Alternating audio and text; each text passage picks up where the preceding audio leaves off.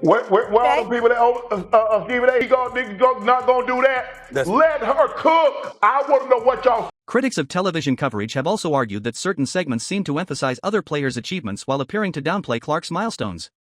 They claim that commentary sometimes framed her success as less significant than comparable accomplishments by peers, which in turn fueled accusations of bias. Whether that perception is accurate or not, it has become a recurring theme in online discussions about sports media narratives. From a broadcasting standpoint, however, highlighting multiple athletes is standard practice. Networks often rotate focus among rising talents to showcase the league's depth rather than centering coverage on a single figure. Producers and analysts typically aim to balance attention so audiences learn about a range of stars, not just the most famous one. Still, the possibility, real or imagined, that a network might worry about losing access to a major draw illustrates how much influence star players hold in modern sports economics. High-profile athletes drive ratings, social engagement, and advertising interest.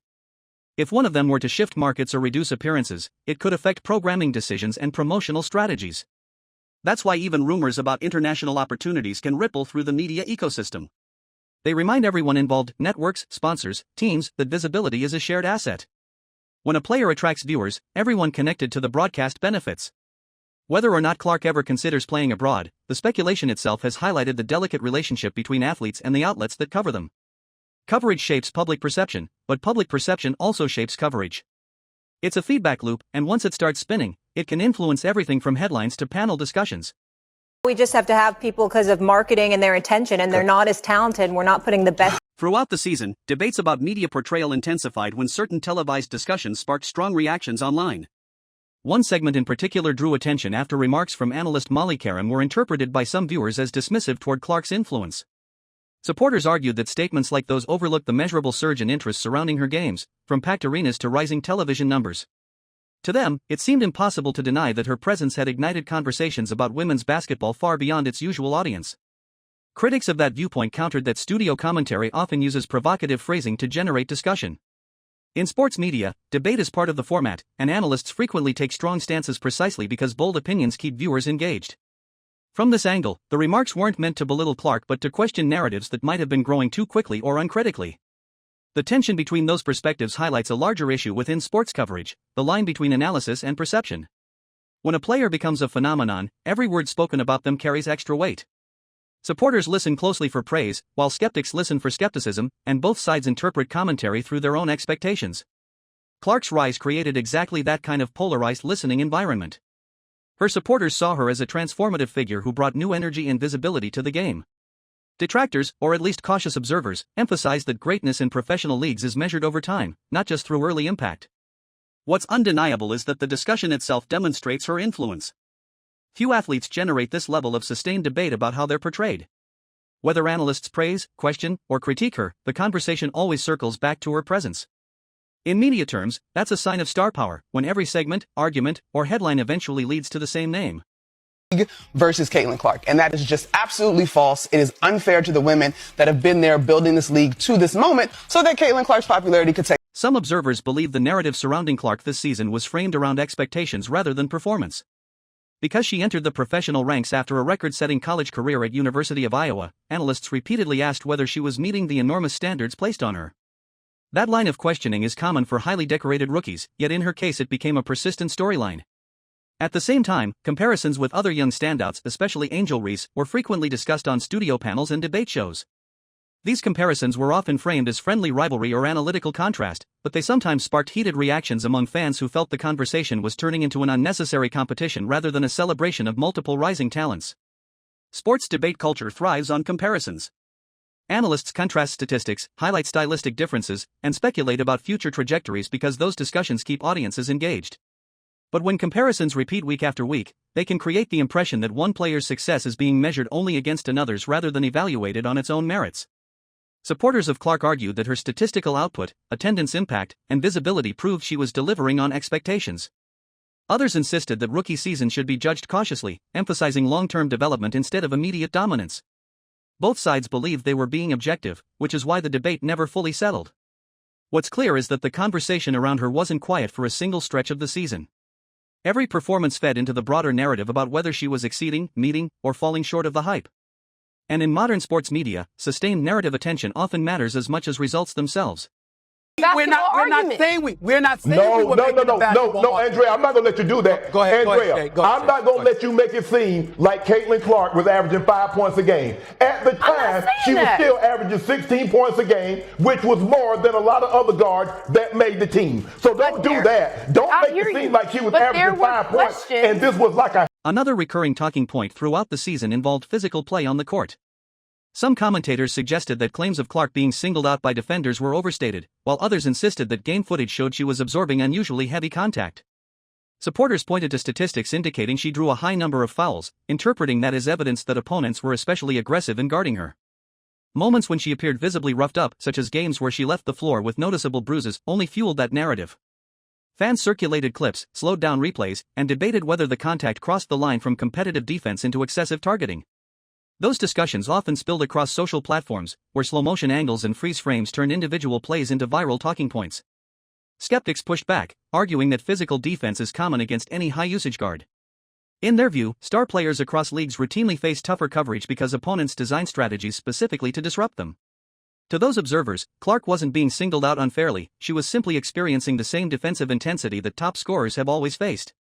The speculation about Europe added a new twist to that conversation. Some fans suggested that playing overseas, even temporarily, could offer her a different competitive environment and perhaps a break from the intense scrutiny she faced domestically. Others dismissed that idea as unrealistic off-season chatter that surfaces whenever a prominent athlete's name dominates headlines. Regardless of which interpretation is correct, the debate underscores how closely her games are analyzed. Every foul, every collision, every whistle becomes part of a larger storyline. That level of scrutiny is rare, and it usually signals that a player has moved beyond ordinary stardom into the realm where even routine plays become national talking points. Value is felt every place she goes, every arena she goes. TV, ratings. The conversation surrounding Caitlin Clark has reached a level where it no longer revolves solely around basketball. It has become a broader debate about media narratives, public perception, and the influence a single athlete can exert on an entire sports ecosystem. What started as routine commentary about a high-profile rookie season has evolved into a multi-layered discussion involving analysts, broadcasters, fans, and even speculation about international opportunities. The noise isn't random, it's the natural result of what happens when a player's presence shifts attention, revenue, and expectations all at once. Rumors about a possible European stint, whether grounded in reality or not, added fuel to an already heated atmosphere. The mere suggestion that she could explore options overseas was enough to ignite debates across talk shows and social platforms. Observers began questioning how networks might react if one of the sport's biggest audience drivers temporarily stepped away from domestic play. That speculation quickly turned into criticism of coverage styles, especially aimed at ESPN, with some viewers arguing that the network had not fully appreciated her impact earlier in the season. Supporters of the broadcaster countered that critique is part of sports analysis, not disrespect. In their view, no athlete, no matter how popular, should be exempt from scrutiny. Yet perception often outweighs intent. Once fans believe a star has been undervalued, every past comment can be reinterpreted as proof of bias. Clips resurface, quotes get reanalyzed, and ordinary analysis suddenly feels loaded with hidden meaning. That's exactly what has happened here. The narrative isn't just about performance anymore, it's about whether recognition kept pace with influence. Much of the discussion intensified after on-air remarks from Molly Karam sparked debate online. Some viewers felt her tone suggested skepticism toward the scale of Clark's effect on the game, while others insisted she was simply doing her job, questioning hype and encouraging balanced discussion. The divide illustrates how polarized sports audiences can become when a player reaches superstar visibility. Admirers interpret skepticism as disrespect, skeptics interpret praise as exaggeration. The truth usually lies somewhere in between, but nuance rarely trends online.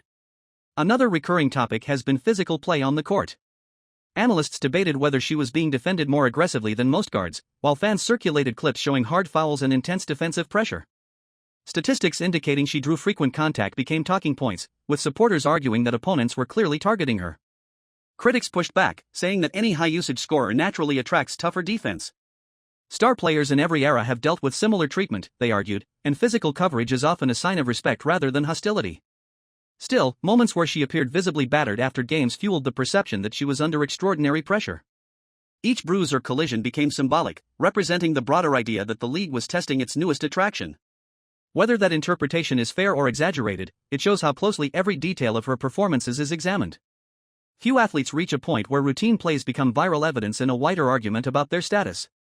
Comparisons also played a major role in shaping the narrative. Television panels frequently contrasted her rookie campaign with that of Angel Reese, framing discussions around which young star was having the stronger season. On paper, such comparisons are standard practice. Sports media thrives on ranking, debating, and projecting. But repeated side-by-side analysis can create the impression of rivalry even when none exists personally. Fans on both sides began treating the conversation like a contest, amplifying tensions that might otherwise have stayed contained within studio debates. Expectations have always been part of the story. After her historic college run at University of Iowa, she entered the professional ranks carrying unprecedented hype. Analysts questioned whether any newcomer could realistically match that level of anticipation right away. Some framed her season as a test of whether she could live up to the phenomenon she'd already become. Others argued that the attention itself proved she already had. Either way, the constant evaluation ensured she remained the focal point of league-wide discussion. That spotlight effect is especially significant within the WNBA, where visibility and growth are tightly linked. When one athlete draws new viewers, sells out arenas, and dominates headlines, the ripple spreads across the entire league. Television ratings rise, merchandise moves faster, and casual fans start paying attention. From a business standpoint, that kind of impact is invaluable. From a narrative standpoint, it can be complicated, because heightened attention invites heightened scrutiny. This is where the conversation circles back to media portrayal. Broadcasters aim to balance coverage across teams and players, highlighting multiple storylines rather than centering everything on one figure. But when one name consistently drives engagement, audiences naturally expect that player to receive proportionate recognition. If coverage feels even slightly out of sync with public enthusiasm, criticism follows quickly. That dynamic creates a feedback loop. Media shapes perception, perception shapes reaction, and reaction shapes future coverage. Speculation about overseas opportunities, debates about commentary, and arguments over physical defense might seem like separate issues, yet they all stem from the same source: visibility. The more attention a player commands, the more every detail surrounding them becomes part of a larger narrative. In that sense, the ongoing discourse says as much about modern sports culture as it does about any individual athlete. Fans today don't just watch games, they analyze commentary, track statistics in real time, and challenge narratives instantly. Ultimately, the real story isn't whether critics were too harsh or supporters too defensive. It's that one player's rise has sparked continuous conversation across multiple layers of the sports world.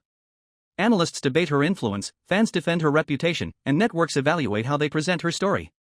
That level of sustained focus is rare, and it usually signals something significant: the arrival of a figure who doesn't just participate in the game but reshapes how the game is discussed.